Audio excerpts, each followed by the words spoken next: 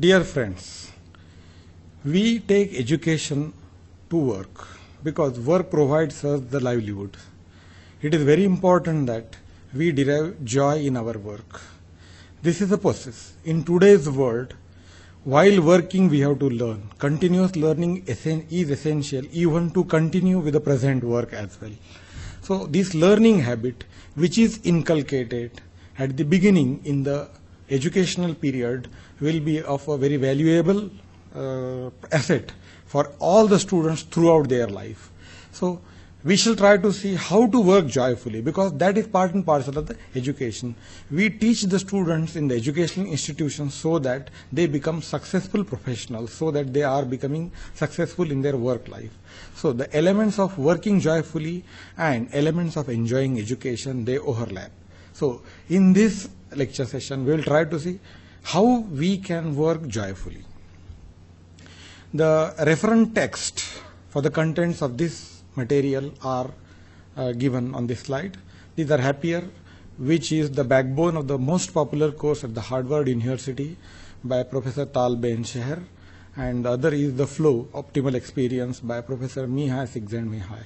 These two are the eminent researchers of positive psychology in the world today, and how to work joyfully is one of the areas they have explored and given their suggestions, and many people have benefited from their suggestions. You work for yourself. See, I swim because I am not passenger on someone else's ferry boat. See, your livelihood cannot be earned by somebody else. One has to work throughout the life. See, like in the water, when you are swimming, to save your life, you should move your limbs. It is essential. Similarly, when you complete your education and enter into the outside world, you have to earn your livelihood and you have to work for that. That work should be enjoyable. If you learn the elements of enjoying that work, that will be very beneficial for us. I think as I swim for myself, no one else could do this for me. As a person who is swimming in water, see, his moves are to be moved. Nobody else can move the limbs for making him to swim. Similarly, in work life and in educational life, it is the person who is taking education, it is the person who is prospering in the work life. He will be making best effort to work joyfully, to learn joyfully. There is pleasure in work life. If you want to increase your success rate, double your failure rate. This is the statement given by Thomas J. Watson. So it is very important that if we are trying many times, then we will be failing many times, and during those failures, the elements of success will be known to us. The electric bulb experiments of Thomas Alva Edison is known. Many times he failed, but he was not relenting. He was telling to the people around him that I found out the ways in which if I make the bulb, it will not be successful. But when he made the bulb successful, in the last 100 years, electrification is the technologically the number one technology all across the world. So all world accepts that that is one of the boon to the human race. The work life as well as the enjoyment life has improved because of that thing. To be happy, we need to immerse in work, which is meaningful and measurable. See, if we are trying to while away our time at work, then that is not the real work. When we are at work, we should be pursuing serious work. And that serious work should have some long-term purpose. Then only it will consist of some meaning. And once the work has got some meaning in the long run, the immediate hardships will be considered as a privilege, and that will be pleasurable. So it is very important that we should take pleasure in the work. If we choose to only for the material wealth as our objective, we may lose the pleasure in the work. So my request to all the students is that when we are entering in the work life, it is very important that we must, along with the material wealth, look for all the enrichment value. That is, I must find the work joyful. It should be in tune with my strengths, with my virtues.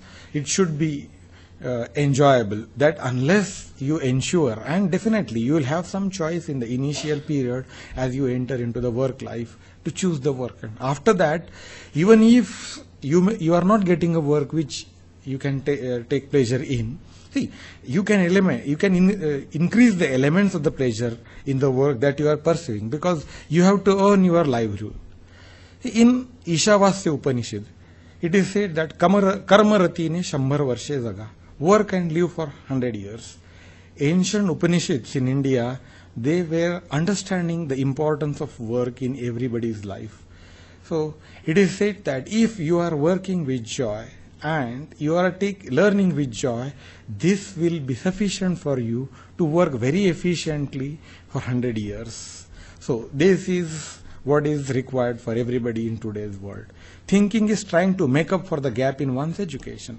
Sometimes, because of some constraint in one's life, he may not go for the right education which he feels right for him.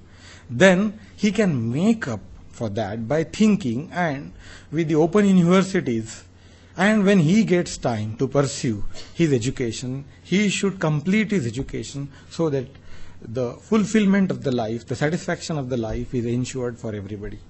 I think in the net connected world this will be possible. Ask and you shall receive, say the scriptures. Unless we ask for what we want, we will never be given. So it is very important that if I want joy in the work, I should try to find it and ask myself how I can find joy in the work. When we ask questions, we open ourselves to new possibilities and alternatives. It is very important that we must try to see the new possibilities and alternatives to enjoy the work. Unless we are intentionally trying to find out the possibilities and avenues for enjoying the work that I am undertaking, it is really very difficult to find them. So we need to intentionally seek what are the underlying opportunities for enjoyment in the work. We see things we may not have seen before, discover paths we may have previously obscured. Many paths are obscured. Sometimes you are going at the same place, but you are not understanding the importance of that. So it happens. Serendipity is one of the phenomena in which many scientists have found out that they were working really very hard, but they were not able to get the thing. One of the examples that I would like to cite here is of benzene ring, the double bond of the benzene ring. Kekule found when he was sleeping. In his dream, snakes came and they were indicating him. Actually, snakes never represent a bond in real world. But he got the intuition that obscure phenomena of bonding in the benzene ring. He found out by looking at the snakes in the ring. Such good insights are available when you are really trying to find out joy in the work. We use our all creative talents to find better options. When we are interested in really improving the lot of the people around us and ourselves, see, many times the creative talents in our minds will come forth and we give solutions. So other people with hindsight may say that this is quite obvious, but only some people get the solution, whereas others are trying to find the solution, but they are obscure to them because the intensity with which the work is to be pursued or the work should be considered as a joy, that is not there. You will find that most of the people who are proposing new solutions to the existing problems, they are trying to work joyfully, and during that time only they get some very excellent solutions. Work requires skills and talent. The work should draw a variety of talents and skills. See, monotonous work will not be enjoyable. It has been found that if the person who is undertaking the work is understanding the complete whole task but doing a part of it, then also he can enjoy the work. The employee should complete a whole task, and sometimes this may not be possible, but if to a group of employees you are giving the complete task and they are trying to complete them within a group, then the possibility that those work group will enjoy the work is more. So we have to structure the work in such a fashion that most of the people who are coming to work, they are enjoying their work. In the knowledge era, It is really very difficult if somebody is sitting before the computer trying to solve a problem. He looks into the monitor. What is going on in his brain is really not visible.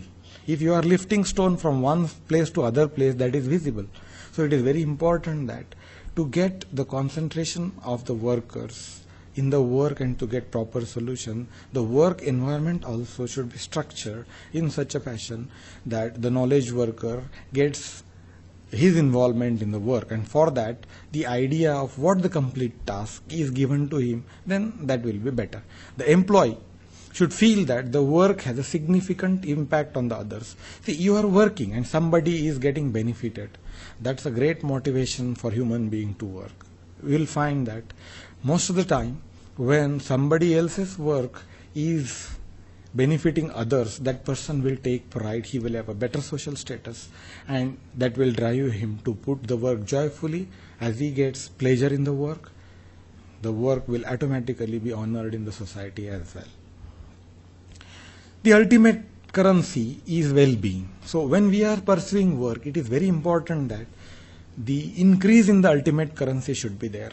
A leader, manager who designs work that meets these conditions is likely to increase the employee's profits in the ultimate currency.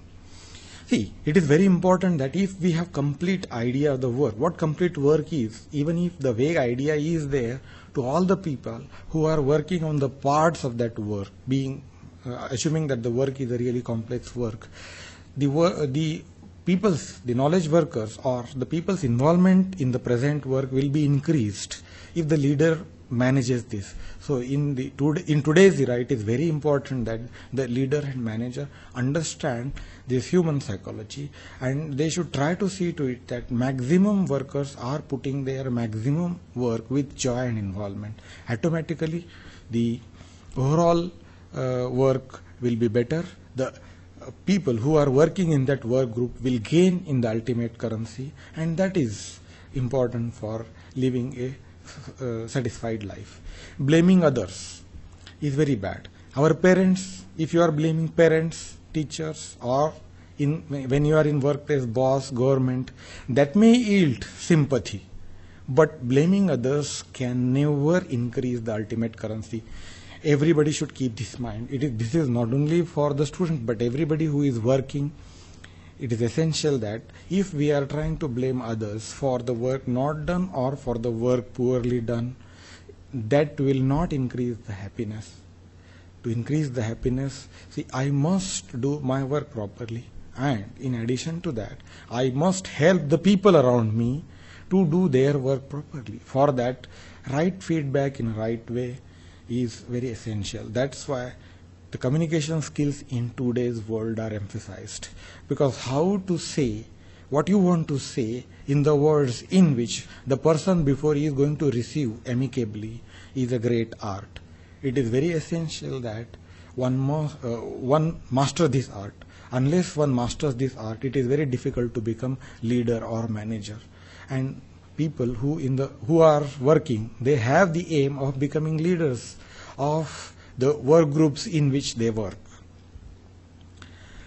It is possible to create right conditions at work, and the responsibility is not only with the leader and manager, the responsibility even lies with the worker. As a student, to create right conditions for learning, it lies with the student plus teachers plus the institutions in which learning. When you are working in a corporation, along with the employer, employee, and the service staff in the company, this will be very important. The ultimate responsibility of finding the right job or creating right conditions at the work lies with us, because we are the people who are getting the pay packet, and unless we put the amount of the hours that are needed to do the work in the office, we cannot get the salary. Then why put those hours in a depressed mood, or why should one work disinterestedly? It is very essential that we take the responsibility of enjoying our happiness at our workplace. So well-being will be great cause. For that, sometimes you will have to learn some new skills. One should not be afraid of learning those, or one should not say that this is not my cape. Even if part of the skill is acquired, the overall work life will be very beneficial. The sooner we realize this, the better, because then the time that you are spending at work will be really very helpful. By blaming others at the workplace, one spoils his own happiness and that of the others. If you start blaming for some work not done properly, your fellows, your friends in the company or at the workplace, it is really very difficult that you will get the cooperation of theirs for your work next time.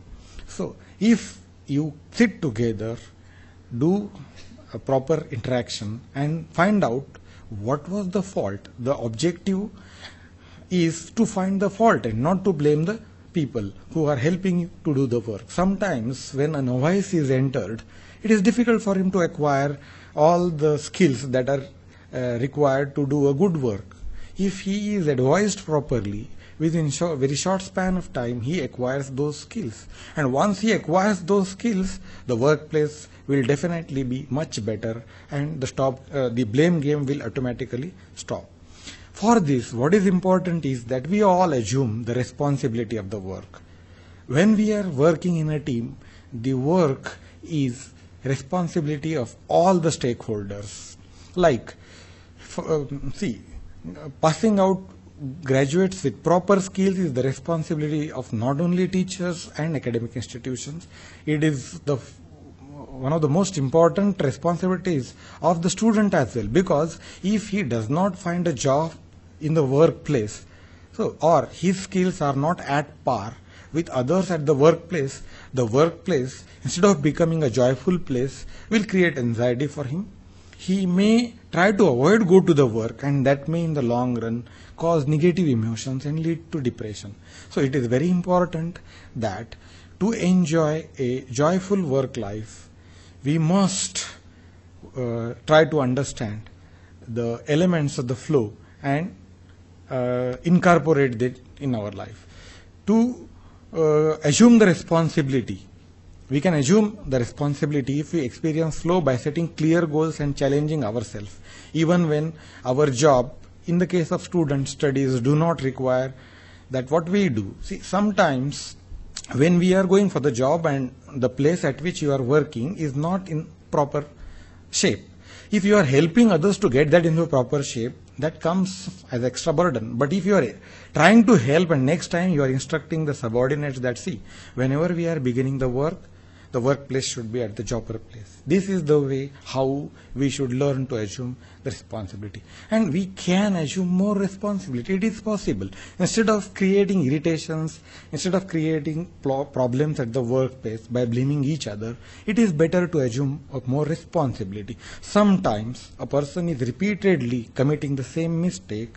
You may have to exhort him so that he also assumes the responsibility. So an element of negative emotion may come, but that should be as small as possible. In a good workplace, when we are reprimanding the people who are trying to do work which is not satisfactory, it has been found that people are amicably agree with whatever they are told, and they upgrade their levels and help others so that the workplace becomes an enjoyable place. We seek higher levels of involvement in the work that we find interesting. This is quite common. If the work is interesting, why the person will not go to work happily? Most of the people, they find that the work is not interesting. That's why they are not going to work happily. And see, the prejudice of work is there. If elders are treating their work as joyful, it is very easy for the youngers in that profession to treat their work as joyful. So it is the responsibility of the leaders in that area to see to it that whatever the work they are undertaking, that is joyful. Courage and going ahead amid fear. See, whenever you are undertaking a new work, there will be an element of fear. One should find studies interesting or work interesting, because our professional growth depends on our success in academic as well as in our work life.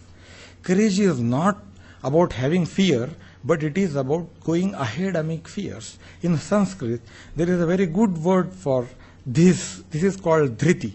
You continue to work whatever you are doing, though there is an element of fear, and once you become efficient in the work, that element of fear in your mind, in your heart will automatically go, and then the possibility that you continue to work in a flow mode, you start enjoying the work is more. So it is very important that we continue our work as nice as possible to the best of our abilities amid the fears. Hard currency and the ultimate currency are both necessary for survival. So material success is important. So material success along with well-being is going to give us a better life. So not only survival but a flourishing life requires a right amount of hard currency as well as good amount of ultimate currency. The workplace should be able to give both these to every worker at the workplace. They are generally the hard currency and the ultimate currency are not mutually exclusive. So we have to carefully find out the overlap, and this overlap is the place where we can put our goals and put our maximum efforts, because this overlap is ensuring that I am getting material prosperity along with the ultimate currency. Both of them are going to place me at a very good place in life. The emotions are the fuel. The investment we make in our work cannot be determined merely but by what we stand to gain or to lose financially. See, only financial gain or loss I cannot associate with my work. Sometimes even if you are losing financially, you feel happiness. See, the quality of the work and the emotions that you attach with the work, that is very essential. We'll find that most of the non-profit people who are working in the non-profit organizations, they are finding their work joyful because they may not be getting the pay packets which are at par with the multinationals. But they are happy when they see that the underprivileged are getting the benefits of their efforts, and they see the shining eyes, and they feel that whatever they are putting effort is some money that they get for their work in the non-profit organization, plus the ultimate currency that they find in the development of the underprivileged and their enhanced social status, makes the workplace really enjoyable for them. So it is not only the material worth, but material worth plus the emotions which are fuel for our life. Human beings are all the time trying to get good emotion attached with their work. Without having an emotional investment in our work, we ultimately lose interest. See, if the work is not providing you the emotional investment, the nourishment of the emotions, then really it is very difficult to pursue with that work in the long run. Emotion lead to motion. They are the fuel of most of the human beings. That's why you will find that Netaji Subhash Chandra Bose, after obtaining his ICS degree, did not join the Indian civil services, but he joined the freedom movement. So what would have been the emotion attached with him? So it is very essential that the great sacrifices that the Indian leaders have placed, that time you will find that most of the best brains in India, they were working for the independence of the India. They were not working for increase in the material wealth.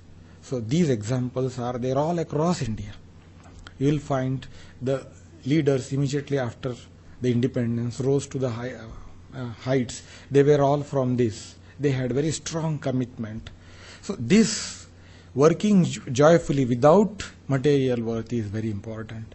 In any healthy society, it is the ultimate success of majority of the people in the society that is important. That's why all the workplaces in the healthy society should be designed in such a manner that the people there are working joyfully, they take interest in the work, and maximum people are benefited.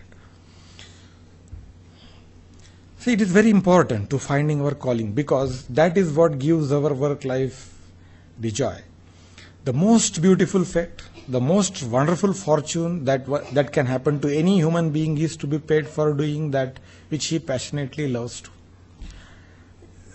I can give my example because one of the students told me that, sir, if you teach so passionately, if you are not paid, what will you do? I'll say, definitely I will find a place to get my livelihood. But at least for 1 or 2 hours every day, it will be my joy to work.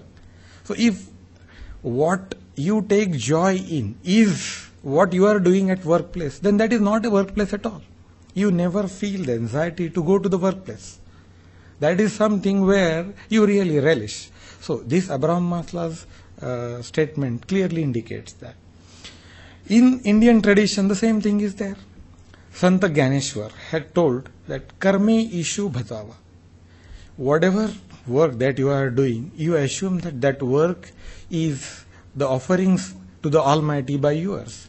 If every person, whatever work he is or she is doing, is considering that that work is offering to the Almighty, the way we are trying to offer things to Almighty, then the world will be a really great place. Every work will be enjoyable and working joyfully will really come true. But it is difficult to do in real world. So the one who has found calling, his inner urge, his inner emotions are fulfilled in the work, he only can do such work. Early hunter-gatherers used to spend 3 to 5 years each day for what they are doing, that is called as working. They were getting the meal that was sufficient to provide them food, they had shelter, clothing, and they are happy. Most of the time they were spending, rest of the day they were spending conversation, resting and dancing. That means in the good old days, for a long time in the human history, the people were working for limited time and they were spending good amount of time in conversation, in resting, in dancing, enjoying the life. So with the industrialization, what happened? That to earn more and more money, people restructured the work, and that restructured work is creating problem. It is necessary that the prejudice against the work should go by restructuring work again properly by using the new technologies. Industrial workers of the 19th century were often forced to work for 12 hours per day, 6 days a week, toiling grim factories and dangerous mines. So that now here, the rhythm, human rhythm, that you are working for some time in a day, for some time in a day you are enjoying, for some time day you are keeping your family, this harmony got destroyed. So unless we all are able to re-establish this harmony, it is really difficult to find joy in the work. So it is essential that we restructure the work collectively so that the joy at the workplace returns. Work gives man nobility and turns him into an animal. See, if you are only after material worth and you are not caring for the people who are working to increase the material work that you are producing, means this working 12 hours, the owner of the factory is getting benefit and he is not passing on right profit to the workers, then that will definitely create a prejudice against work. That was the reason that most of the cultures, work is not treated as really very good. See, even in the older scriptures, as punishment for his ambition, Adam was sentenced by the Lord to work the earth with the sweat of his brow. Means work is considered as curse in the cultures. Many cultures it is considered as the curse. I really find that in Indian culture work is never considered as curse, because Ishavasya Upanishad clearly says that karma rati ne shambhar varshe jaga. It's all through your works you should do karme ishu bhajava. It means that the offerings you are giving to the God, they should be in the form of the work. In our culture, work always has got the right place. It is essential that we re-establish that ancient view and improve ourselves. In most cultures, the work is against what the culture conceives as good thing. The way most of the cultures conceive the work is as a curse and it should be avoided at all costs. If that is the case, then really it is very difficult to find joy at the workplace. So it is very essential that this ethos, which some of the cultures in the world have found out, they should be removed. and they should be replaced with right measure. Work acquired poor reputation because you will find that most of the great monuments in the civilized world, Taj Mahal, Great Wall of China, or palaces, dams of antiquity, they were the dreams of the rulers, and the people who were working to build Taj Mahal or all these things, their emotions were never respected. So they were working for the ruler. So most of the people who were working for such thing, they could not find joy in the work because the joy was reserved only for the people who were giving the money. In today's world, this is not the case. You will find that most of the corporate people, companies are finding that the workplace should become a place of enjoyment. In many of the companies, there is room for resting. There are gyms available for the people to work out when they feel that they are bored with the work. Good food is given to them. So this restructuring of the work is going to help us to keep working joyfully. So it is very essential that when we are entering the work life, we should take the right cues and try to see that collectively we are working joyfully. Then only we can put all our energies in the work and benefit in the maximum manner. Not surprisingly, work acquired a rather poor reputation because most of the time, majority of the workers were working for the fulfillment of the rulers or the owners of the factory, and their enjoyment was not given due attention. That is the reason the prejudice against work exists. The work is the most enjoyable part. It is evident that, see, I cannot get my 2 square meals without work. Then how work cannot be enjoyable? You will find that in most of the human history, people were working. It is not that they were not working, but they were not in greed of material wealth. So they were able to balance their work life and non-work life. So it is very important that we need to rebalance it again so that we enjoy our work life along with our other life, other non-work life, that is family and society.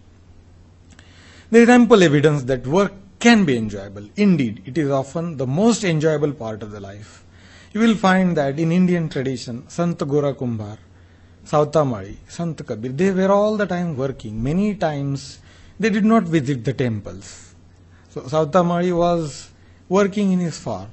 He was helping the people who were going to and fro to Pandharpur, and he was finding joy in his work, and he had all the grace of the God. So it is very important that if we understand karme ishu bhajava, whatever the work that we are doing, if we are doing it properly, you yourself are getting benefited by it, and the people around you are benefited by it. You are not trying to exploit the efforts of the other people. Every person who is working is getting his or her due share in the profit.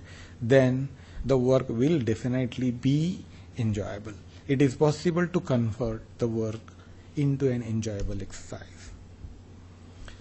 Work can be described in 3 ways.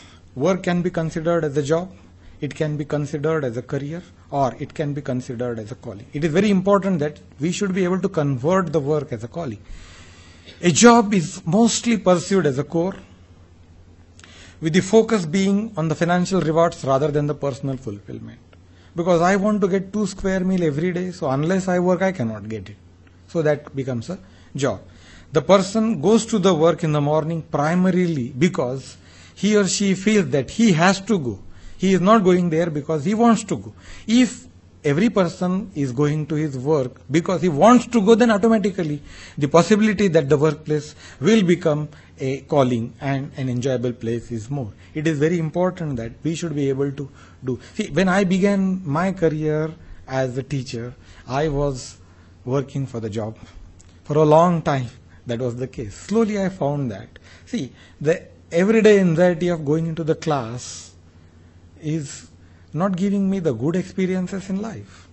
Why I should not change that in such a way that I should go to the class joyfully and come out of the class joyfully. I worked on it for a year or two. Then I found that the anxiety that I used to get in the class when I was going in the class was over. While delivering also there was no anxiety. Slowly, after making some effort, I found that not only that the anxiety is gone, but I can give it joyfully. So if I am giving it joyfully, students are also helping me in my work. They are coming out very openly with their problems. The overall place is becoming a joyful place. So I feel that many times today when I go to the class and come out of the class as if I have made no effort at all. Though I am exerting, I am speaking for 40-50 minutes is not a very easy job. But if you are not exhausting after speaking of 40-50 minutes and you are feeling as if that was effortless, I think that is what is as calling. I think one can convert any job into a calling if or she wants to by proper thinking and making some changes. It is essential that the elements of the flow should be included. Unless and until we do that, it will not be possible. Work is a calling. For a person experiencing his work as a calling, work is an end in itself. When you are able to do the work very properly, that is an end itself. What reward you are getting? Most of the people who are working very properly consider that that is their calling. It also means that they are getting paid for the work. Though they are not interested, the pay automatically, whatever the payment for the work will be there, that will be available. So both the benefits, that means the mutual exclusiveness will go, and you will find that you can enjoy the work along with the material prosperity that you get. While the paycheck is important, the advancement, promotion are also important, but the person who is going to work is primarily going for what he wants to do. He is motivated by intrinsic reason, experiences, sense of personal fulfillment, and his goals are self-concordant. It is possible that we slowly can convert a job into a calling by making self-concordant goals, finding out the ways of attaining those goals and changing our work style so that we can make a job into a calling. So it is possible to derive personal fulfillment. He is passionate. The person who is working as his calling is passionate about what he does, derives personal fulfillment from his work. He perceives it as a privilege rather than a chance. See, teaching to the students is a privilege. Everybody cannot get that. And most of the time when I see the spark in the eyes of the student in the class, I really get joy. So that is the ultimate currency that every teacher wants. It is giving you the personal fulfillment. I feel that everybody who undertakes any work of his or her choice can find out the elements which give him the ultimate currency. And if you incorporate that ultimate currency in the workplace, then work will be joyful. Along with that, the people who are around him, the people for which you are working, they also will find that the workplace is a very good place. Here I ask you to do an exercise, small exercise. Do you see your job as a work, a career, or a calling? See, try to find out the elements. See, I described job, I described a career. Career is rat racers type. Job means you are continuing with what you want to do because you want pay packet. And calling means you are getting the paycheck when you are doing. It is not that sometimes the amount of paycheck may go a little lower. But if overall currency, that is ultimate currency is more, well-being is more, then that will become a calling. And you will find that most of the successful people in the initial part of their career chose to what finds interesting to their perceptions. So they could continue to work joyfully for very long times. And finally in the end, initially though they were not very high, materially very well off, but in the final analysis, they were not only good in ultimate currency, they were materially also successful. You will find umpteen such examples around you. It is very important to find one's calling, and we can do an effort to make it. It takes conscious and concerted effort to find our calling. We are usually encouraged to pursue what we do rather than what we want to do. So this, what well we can do and what we want to do. If I am thinking, I am trying to find out, see, I want to do this, but if I do this, see, I'm not really not passionately attached to this work, but see, I can do this nicely because currently my skill levels are good. Now see, the work that you are doing, you are not able to find right emotion to attach with that work, whereas the work you are not skilled at, you want to do because you did not acquire the skills to do that work. So it is better that you acquire the skills. If possible, change the track. You will find many people change their track. One becomes doctor and then become an IS officer because he would like to serve maximum people. One becomes engineer and then becomes an IS officer. Such instances are happening. The people who are able to find their calling, they are enjoying their workplace. Even in companies, you will find that software, hardware, in case of IT companies. Even in mechanical engineering, you will find that some people would like to work in software, mingle with the people, whereas some people are interested only doing design work. So this want to, and what well I can do, if I am able to resolve the conflict, that will really give me a very enjoyable experience. We are usually encouraged to pursue what we do well rather than what we want to do. So we have to do conscious effort to see to it that we should do what we want to do. Most career advisors and job placement tests, for example, focus on strengths rather than our passions. And finding calling definitely relates to passions. If we are giving right emphasis on passion along with whatever our strengths are, then we can make the work that we are doing as a calling. First, identify what gives us meaning and pleasure. It is very important that, and it may not be same for everybody. See, then ask the question, what I am good at, what I can do. We give priority to quantifiable currencies, that is money and approval of others. Instead of that, you try to give here the weight to what you want to do, so that in the long run, you will find that going to work is always joyful. If you are giving importance only to money and approval of others, you may not be able to find your calling. So, when we asked what do I want to do, the choice is driven by the pursuit of ultimate currency, and that is what leads to finding your calling. Finding right work is challenging. Right work corresponds to both our passions as well as to our strength. It is very important that we must know our strength, and many times our perception deceive us in giving the feedback. I will ask every student to go to the non-profit site AuthenticHappiness.org.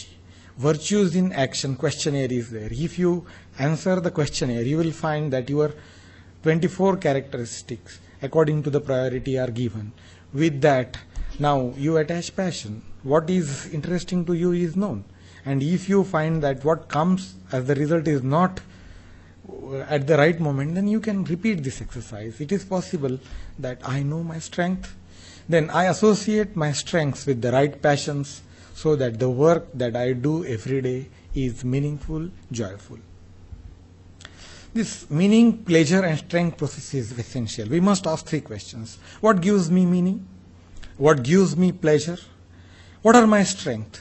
Looking at the answers and identifying areas of overlap help us determining what kind of work would make us happier. So every person, and this is unique to every person, it is really very difficult to find out even for the counselor or even for your parents to what is correct for you. See, a father learns four-wheeler.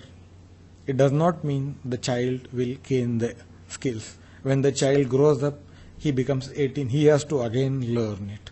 So this is a unique process. So we have to find joy in whatever we do. Work is one such place. See, or if we are in family, we should be able to find joy. If we are in our social circles, we should be able to find work. If we are in educational institutions, we should find joy. And our workplace also we should find joy. And these are all not mutually exclusive. There are overlaps. If I am exploiting overlaps in the right manner, it is possible that I can attach right passions and I can get the ultimate currency, that is well-being in proper measure, so that I, along with all others, will be really very happy. So it is very important to find the sweet spot between meaning, pleasure and strength process, which gives me my calling. So that is where the calling lies. It is very easy to find out if one does it consciously. But if one is not making effort, it is really very difficult to find out. He may not find out in very long run as well. We often fail to understand the rich sources of pleasure and meaning in our work.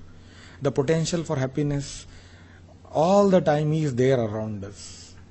So if we have to exploit that potential and turn that into reality. Unless, see, there is a very good flower, I go to the workplace and come back and never look at the flower, then that is not for me. Unless I take time, so this is my workplace, and the gardener in the workplace is tending the garden very nicely. So I look at the flower and appreciate the gardener for his tending garden. So it will be very good for everybody. Definitely, even the gardener will be happy, you also will be happy. So such elements of happiness or well-being are required at every place. To turn a possibility into reality, we first need to realize that the possibility exists. In the example that I have given, that the good flower is there, the workplace is there, you are going to the workplace and returning from the workplace. The possibility of appreciation of beauty is there. If one is not finding it, then you cannot say that there was no opportunity for finding the appreciation of the beauty. But you were not able to take it. So we need to consciously look around and see that the workplace at which we are working is joyful to yourself, to the people around you, as well as the people who are visiting at the workplace. The meaning, pleasure and strength process is very important. Happiness is not merely contingent on what we do, where we are, but what we choose to perceive. Because I chosen to perceive that a good flower is tended by the gardener, then only I can get it. A change of focus can make a significant difference. We can find the treasure by focusing on it. Many times the work is not interesting, but if you change the focus, the same work becomes very interesting. The drudgery will go away and you will be able to attach right emotions with the work. So rearing children at home is really not very easy task, but parents take it as a challenge and they do it, and there is meaning, there is purpose, and strength is there. Either mother or father is catering to the needs of the rich and satisfying social relationships are essential for living happily. So we need to intentionally cultivate this rich and satisfying social relationship by seeing the opportunities around us, and we need to include activities so that those opportunities are converted into real events. Having people about whom we care, who care about us, to share our lives with intensifies our experience of meaning, consoles our pain, deepens our sense of delight in the world. See, joy is to be shared. If you are alone, you can never feel full joy. When you share your joy with your friends, the joy increases. And you will find that if you are sharing your pain with your friend who really cares for you, automatically the pain decreases. So this is a very good built-in process in all human beings. We must be able to derive maximum advantage of this. There are few stronger predictions of happiness than a close, nurturing, equitable and intimate lifelong companionship with one's friend. If only one friend you can acquire over your life, then that is very good. That is very satisfying for the life. So it is very important that at least few friends should be there in your life. Talking about love is simply as a feeling, as an emotion or a state independent of reason is reductive. See, it is having all the components in it. Love cannot last without a rational foundation. Strong feelings in and of themselves are insufficient to sustain the love. The love should be there on the rational foundation. It should not be on the lust. Then only it will be lasting. If it is really love that we do feel it for some reason, but we may not be consciously aware of it. The reason might not be conscious. So we need to see that and examine ourselves. The core of the self, the core self comprises our deepest and most stable characteristics, and that is why it's called as character. You will find that Swami Vivekananda always give maximum emphasis on the character. So this is the reason that once the character is well, you can ensure that the people around him are well, he can manage even with the bad people as well. So it is possible that one enjoys the work by changing his behavior and helping others to change the behavior at the workplace. After all, making the workplace enjoyable is the responsibility of all the people who assemble at the workplace. And why one should not put his 100% to make that? Because everybody, when he or she spends 8 hours or more at the workplace, that time should be a happy place. It should be conducive to the well-being of all the people at the workplace. So it is possible to convert that. If every person at the workplace is having good character, it means his core is of all good values, then it is very easy to convert the workplace into a joyful place. So working joyfully then becomes really very easy. So it is my suggestion to all that it is very important that we all work on own character. Once we are working on our character, we can help others at the workplace to work on their characters. And all of us together can make every workplace an enjoyable place. Thank you.